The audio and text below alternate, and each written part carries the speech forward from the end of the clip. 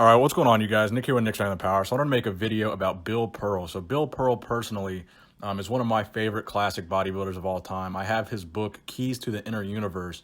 If you guys are looking for a great bodybuilding book written by a golden era bodybuilder, going through all kinds of different exercises, breaking them down body part by body part, and just really key insights into just classic bodybuilding, Keys to the Inner Universe is one of the best books that I have on my bodybuilding bookshelf. And I got a signed copy, which is very, very cool.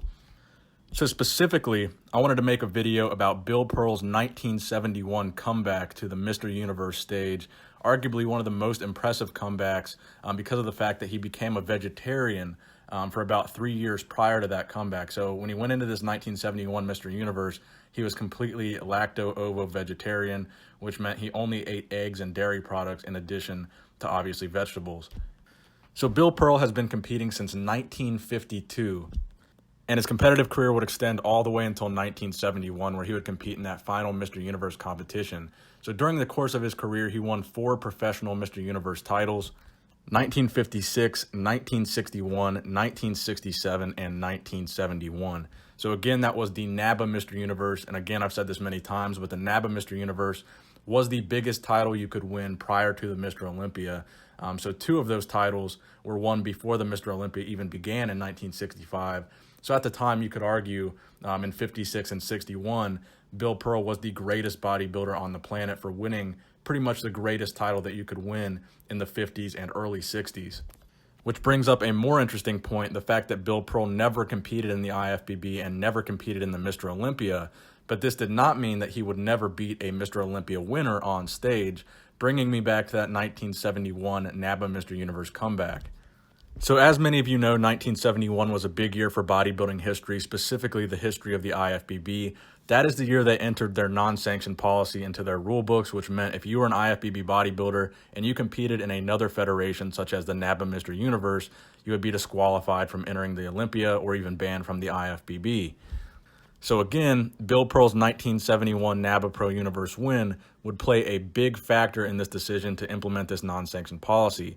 So this 1971 Mr. Universe was held exactly 1 week prior to the 1971 Mr. Olympia. And in this NABBA Mr. Universe, you had Sergio Oliva, who was a former 3-time Mr. Olympia winner competing, and you also had Reg Park competing. So unfortunately for Sergio, Bill Pearl would defeat Sergio at this NABBA Mr. Universe, despite the fact that Bill Pearl was 41 years old and vegetarian, and this was his comeback after he, quote unquote, retired. And Bill Pearl really did look phenomenal at this show. But again, unfortunately for Sergio Oliva, this show would be the reason why Sergio Oliva was disqualified from the 1971 Olympia, and apparently it would also be the reason that he would place second in 1972, because according to Sergio Oliva, Joe Weider claimed in 1972 that his ban had not yet been lifted when he competed in that 72 Olympia, so they could not allow him to win. So Bill Pearl beating Sergio in 1971, really had a big hand in fate for Sergio Oliva and what would happen with Sergio's IFBB career. Who knows if Sergio would have gone on to continue to compete at the Mr. Olympia and possibly beat Arnold one of the years that Arnold would continue to win. And immediately after winning that 1971 Mr. Universe, Bill Pearl finally definitively retired, after which point he stopped all guest posing and dropped anything related to bodybuilding that didn't involve his business, where he owned a couple health clubs and gyms.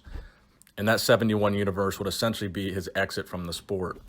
Now, Bill Pearl is still alive today at the age of 87. I actually recently got an autographed photo from him just a couple months ago. So arguably, one of the best classic bodybuilders of all time, one of my favorite classic bodybuilders, and certainly one of the best to not compete in the IFBB. So thank you guys for watching the video. Please give it a thumbs up if you did enjoy it. Nick Strength and Power, signing out.